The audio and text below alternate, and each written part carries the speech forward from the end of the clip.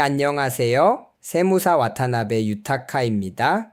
세무사 나베상이 돈 고민을 해결합니다. 채널입니다. 이번에는 조세조약은 하나의 조약인가에 대해 말씀드리겠습니다. 국제 비즈니스에 관여하다 보면 누구나 한 번쯤 조세조약이라는 말을 접하게 됩니다. 하지만 그 본래의 모습과 성격을 정확히 이해하고 있는 사람은 사실 그리 많지 않습니다. 많은 분들이 가지고 있는 어떤 오해가 예상치 못한 비용이나 불필요한 문제로 이어지는 경우도 있습니다. 이번에는 그 오해를 깔끔하게 풀어보겠습니다. 먼저 여러분께 질문 하나 드리겠습니다.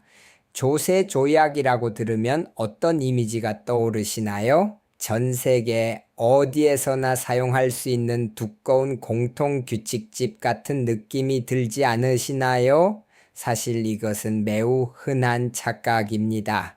그래서 먼저 이 흔한 오해부터 정리해 보겠습니다. 조세조약은 전 세계 하나뿐인 거대한 규칙집이다. 이 신화의 실체를 지금부터 함께 살펴보겠습니다. 답은 분명합니다. 그것은 완전히 잘못된 생각입니다. 조세조약은 결코 전 세계 공통의 규칙집이 아닙니다. 여기서 가장 중요한 포인트는 조세조약은 반드시 두 나라 사이에서 개별적으로 체결되는 약속이라는 점입니다. 이 전제를 알고 있는지 여부만으로도 국제 비즈니스를 바라보는 관점이 크게 달라집니다. 그렇다면 그 진실은 무엇일까요?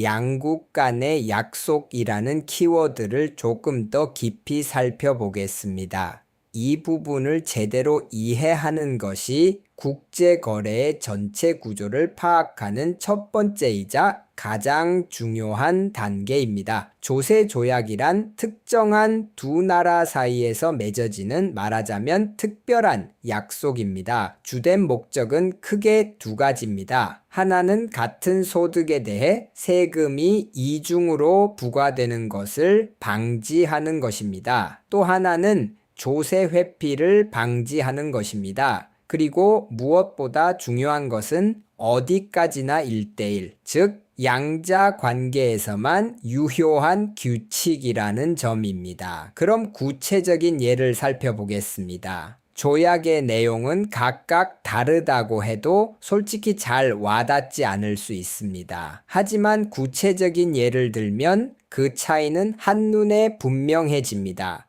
예를 들어 일본을 보겠습니다. 일본은 미국과 일미 조세조약을 체결하고 있습니다. 그리고 중국과는 일중 조세조약을 체결하고 있습니다. 이름은 비슷하지만 내용은 완전히 별개입니다. 일미 조약의 규칙을 중국에 가져가도 통하지 않습니다. 물론 그 반대도 마찬가지입니다. 효력이 있는 것은 그 조약을 체결한 두 나라 사이에만 한정됩니다. 더 나아가 같은 양국 간 조약이라 하더라도 체결된 시기나 협상 경위에 따라 내용이 크게 달라질 수 있습니다. 예를 들어 원천징수세율 하나만 보더라도 배당, 이자, 사용료 각각에 대해 조약마다 세율이 세밀하게 정해져 있습니다. 어떤 국가는 면세이고 어떤 국가는 10%, 또 다른 국가는 15%인 식으로 제각각입니다. 또한 고정사업장의 정의나 혜택 제한 조항의 유무도 조약에 따라 전혀 다를 수 있습니다. 이전 사건과 같은 감각으로 처리해도 되겠지라는 방심이 예상치 못한 과세 누락이나 과다 납부로 이어질 수 있습니다. 그렇기 때문에 하나하나 꼼꼼히 확인하는 습관과 자세가 반드시 필요합니다. 결국 가장 중요한 것은 이것입니다.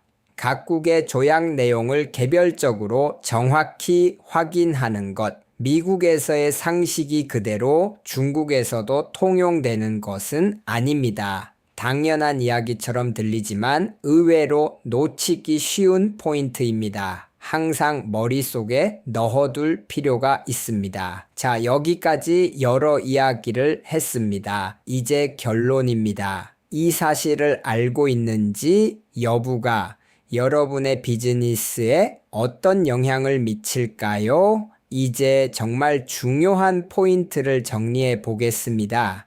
국제적인 거래를 할 때는 꼭 이 세 가지 단계를 떠올려 주세요. 1단계, 거래 상대국을 특정하는 것. 당연하지만 이것이 대전제입니다. 2단계, 자기 나라와 그 상대국 사이에 체결된 특정 조세 조약을 찾아내는 것. 3단계, 그 조약만의 고유한 규칙을 제대로 읽고 이해하는 것. 이 과정이야말로 불필요한 리스크와 예상치 못한 비용을 피하기 위한 가장 확실한 방법입니다. 왜 이 한 번의 확인이 그렇게 중요할까요? 이유는 세 가지입니다. 첫째, 미국에서는 이랬으니 여기서도 갔겠지 라는 위험한 착각을 없앨 수 있습니다. 둘째, 예상치 못한 이중과세 위험을 사전에 피할 수 있습니다. 셋째, 무엇보다 법을 제대로 지키면서 확실한 정보에 근거해 비즈니스를 운영할 수 있게 됩니다.